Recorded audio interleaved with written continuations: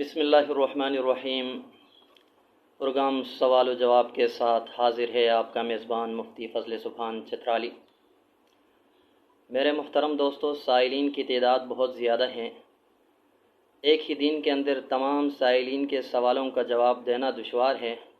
لہٰذا ہم ایک ہی پروگرام کے اندر 5 سائلین کے سوالوں کا جواب دیں گے اور باقی سائلین کے سوالوں کا جواب پہلے آئے پہلے پائے کی بنیاد پر دے دیں گے نیکسٹ پروگرام کے اندر۔ اور بعض سائلین ایسے سوال کرتے ہیں جن کے سوالوں کا جواب دینے سے معاشرے کے اندر انتشار پھیلتا ہے، لہٰذا ہم ایسے سائلین سے بھی معذرت کرتے ہیں، ان کے سوالوں کا جواب نہیں دیں گے۔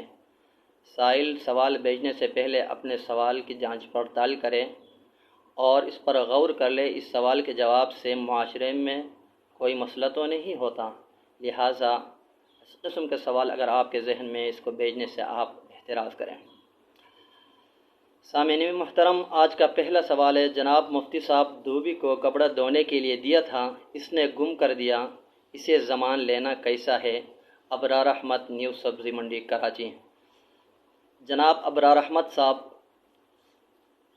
دھوبی کی غفلت کی وجہ سے وہ کپڑا گم ہو گئے، اسے ضمان لینا صحیح ہے۔ اگر اس کی غفلت کا عمل دخل اس میں نہیں ہے، اسے ضمان لینا صحیح نہیں ہے۔ مثلاً سمندر کے کنارے میں دھوبی کپڑا دھو رہے تھے، پانی کا بہاؤ تیزی سے آ گئے، کپڑے کو لے گئے اور دھوبی اس کو حد الامکان پکڑنے کی کوشش کی، اس کے ہاتھوں میں نہیں آیا، پانی اس کو بہا کے لے گیا، لہٰذا اس قسم کے جو وہ معاملات ہوتے ہیں، اسے ضمان لینا صحیح نہیں ہے۔ کپڑے کو دھو کر دکان میں رکھا تھا اور دکان کو کھلا چھوڑ کر باہر نکل گیا، اس کو عطا پتہ نہیں، اور ان کو یہ بھی معلوم ہے کہ آج کل چور حضرات زیادہ ہے، کوئی چور آ کے لے جائے وہ کپڑے کو، تو اسے ضمان لینا صحیح ہے۔ یعنی اگر اس کا غفلت کا عمل دخل اس میں ہے، اسے ضمان لینا اور اس سے جرمانہ لینا صحیح ہے۔ اگر اس کی غفلت کا عمل دخل اس میں نہیں ہے، اسے ضمان لینا صحیح نہیں ہے۔ آج کے دن کا دوسرا سوال ہے، مفتی صاحب اس بقرعید میں لوگوں نے عیدگاہ میں چندہ جمع کیا، وہ پیسے میرے پاس موجود ہیں، کیا میں ان پیسوں کو کاروبار میں لگا سکتا ہوں؟ عبداللہ جان منصہرہ سے۔ جناب عبداللہ جان صاحب، عیدگاہ کے اندر لوگوں نے چندہ کیا، وہ پیسے آپ کے پاس موجود ہے، آپ امین ہیں، وہ آپ کے پاس امانت ہے، آپ ان پیسوں کو کاروبار میں نہیں لگا سکتے۔ اگر آپ ان پیسوں کو کاروبار میں لگاؤ گے، آپ خائن اور خیانت دار شمار ہوں گے، لہٰذا آپ کو چاہیے ان پیسوں کو حفاظت کے ساتھ رکھیں اور ان کو کاروبار میں لگانے سے احتراز کریں۔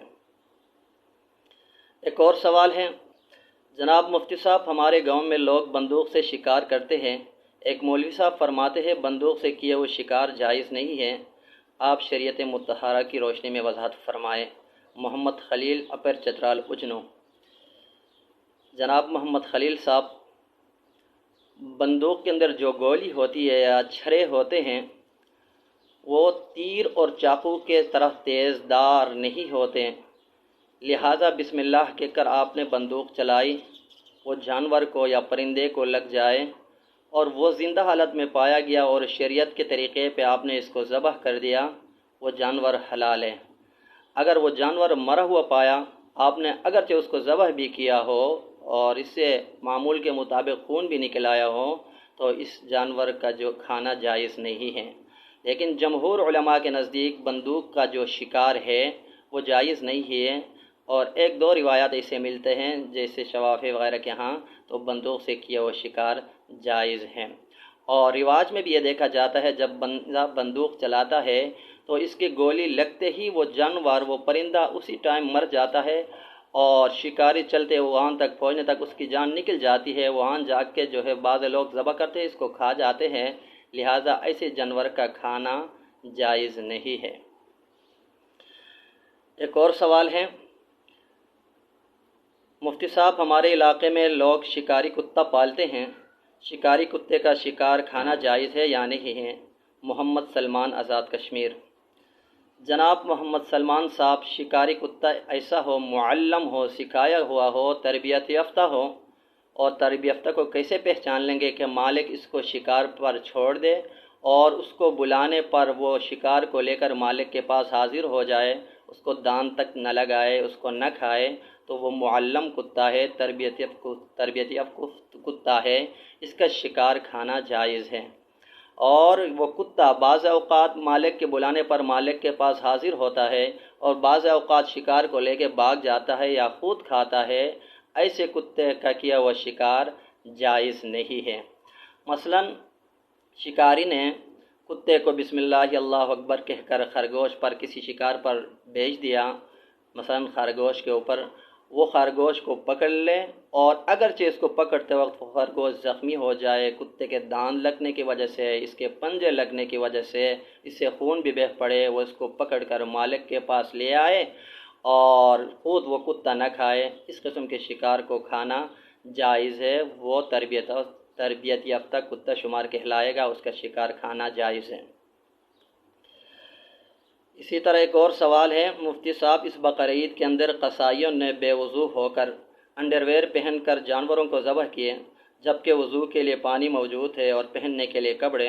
کیا ان کا مذبوحہ حلال ہے؟ محمد طارق کراچی پرانا منڈی سے۔ جناب محمد طارق صاحب، ذبح کے لیے باوضو ہونا ضروری نہیں ہے، اس لیے شرعی لباس پہن کر بھی ذبح کرنا ضروری نہیں ہے، لہٰذا جو قصائی بے وضو ہو کر اور انڈرویئر پہن کر جانور کو ذبح کرے ان کا مذبوحہ حلال ہے۔ ہاں یہ الگ بات ہے کہ بھائی انڈرویئر پہننا کیسا ہے، یہ شرعی لباس ہے یا کہ نہیں ہے۔ انڈرویئر پہننے سے انسان کا جو شرعی جو چیزیں پردے کے ہے وہ ظاہر ہوتے ہیں، مثلا مرد کا جو پردہ ہے ناف سے لے کر گھٹنے تک وہ پردہ ہے، ان کو چھپانا ضروری ہے اور بغیر ضرورت کے ان کو کھولنا جائز نہیں ہے، لہٰذا انڈرویئر پہننے سے وہ لباس کے حکم میں نہیں آتا، لہٰذا اس کو پہننے سے احتراز کرنا چاہیے۔ اس طرح بہت سارے علاقے کے اندر انڈرویئر اور اس قسم کے لباس پہن کر لوگ جو فٹ بال کھیلتے ہیں، لہٰذا وہاں بھی میرے محترم دوستو کہ ران اور گھٹنے ظاہر ہوتے ہیں، جو کہ شرعی لباس میں جو ان کے پردے کے حکم میں